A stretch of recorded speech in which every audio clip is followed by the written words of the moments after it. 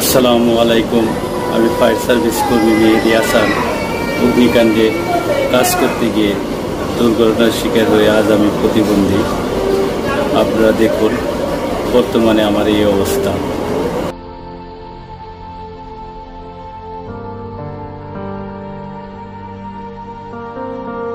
আমার নাবালক এই ছোট ছোট 4টি মাসুম বাচ্চা আজ আমার অসুস্থতার কারণে তারা কষ্ট ভুগতেছে।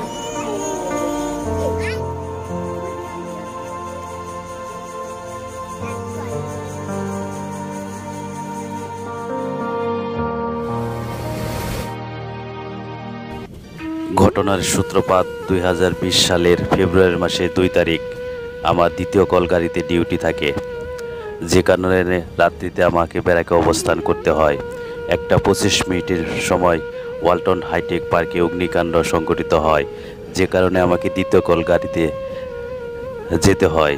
সেখানে ভয়াবহ অগ্নিকাণ্ডের সময় আমাদের প্রথম কল পানিবাহী গাড়ি আগুনে কাজ করে, আর আমরা যারা দ্বিতীয় কলগাড়িতে ডিউটি থাকি তারা প্রায় 1 কিলোমিটার রাস্তা অতিক্রম করে পুকুরে পাম্প নিতে হয়।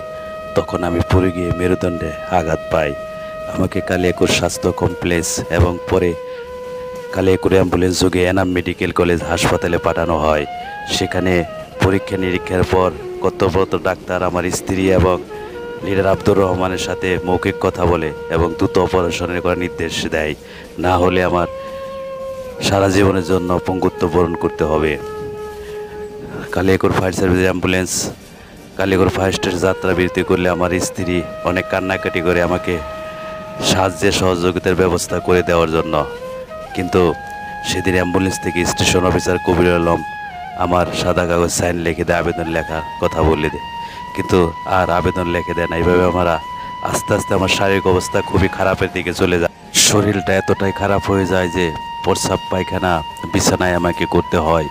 এ অবস্থায় আমার শরীর অবস্থা এতটাই দুর্বল হয়ে যায়, যখন আমি বুঝতে পারি আমি মনে হয় আর বাঁচবো না, আমার 4টা মাসুম বাচ্চার অবস্থা কি হবে। ডিপার্টমেন্টের স্যাররা তো বিষয়টি অবগত হলো না। ঠিক তখনই ঊর্ধ্বতন কর্তৃপক্ষ স্যারদের সুদৃষ্টির জন্য নিরুপায় হয়ে আমি ভিডিও আপলোড করি, যা আমার জন্য এখন কাল হয়ে দাঁড়িয়েছে। আমি তো সাহায্য পেলামই না, উল্টো আমাকে বিভাগীয় মামলা সহ বিভিন্ন হয়রানি করা হচ্ছে। আজ আমি অসুস্থ শরীর নিয়ে প্রতিবন্ধী হয়ে কষ্ট যন্ত্রণার মধ্যে অনেকটা অনিশ্চিতির মধ্যে বসবাস করছি। সোশ্যাল মিডিয়ায় যখন আমার অস্বাস্থ্যের ভিডিওটি ছড়িয়ে পড়ে, তখন আমার ঊর্ধ্বতন কর্তৃপক্ষের দৃষ্টিগোচর হয় ভিডিওটি। আমার সাথে এবং আমার পরিবারের সাথে তারা দ্রুত যোগাযোগ করে এবং আমাকে কল্যাণ তহবিলে সাহায্যের আবেদন করতে বলে। আমি অনেক আশা নিয়ে কল্যাণ তহবিলে সাহায্যের আবেদন করি। স্যাররা আমাকে দ্রুত অপারেশন করার কথা বলে এবং দ্রুত সাহায্য দেওয়া হবে বলে। এই আশ্বাসে আমার দরিদ্র পরিবার জমি জমা ধার দেনা করে SIBL ফাউন্ডেশন হসপিটাল এবং এভার কেয়ার হাসপাতাল ঢাকাতে পরপর 2 বার ব্যয়বহুল অপারেশন করায়। তারপর আর সাহায্য আমাকে দেওয়া হয়নি। তারপর থেকেই শুরু হয়েছে বিভিন্ন রকম নোটিশ, কেন আমি সোশ্যাল মিডিয়ায় ভিডিও আপলোড করলাম, ডিপার্টমেন্টের ভাবমূর্তি নষ্ট করলাম। আমি তো আমার জীবন রক্ষার্থে এই ভিডিও আপলোড করেছি, এটা করে কি আমি অন্যায় করেছি? আজ আমি প্রতিবন্ধী, আমার জীবনটা অনিশ্চিত। দেশ ও জাতির কল্যাণে এত বড় ত্যাগ স্বীকার করেও আজ আমি কষ্টে দিন অতিবাহিত। একজন 3য় শ্রেণীর গরিব কর্মচারী হওয়ার কারণে আজ আমি সব কিছুর থেকে বঞ্চিত, পাচ্ছি না সুবিচার।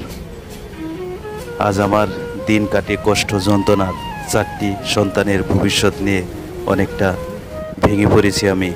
একদিকে আমার অসুস্থ শরীর, অন্যদিকে মানসিক কষ্ট, যা আমাকে তিল তিল করে নিঃশেষ করে দিয়েছে।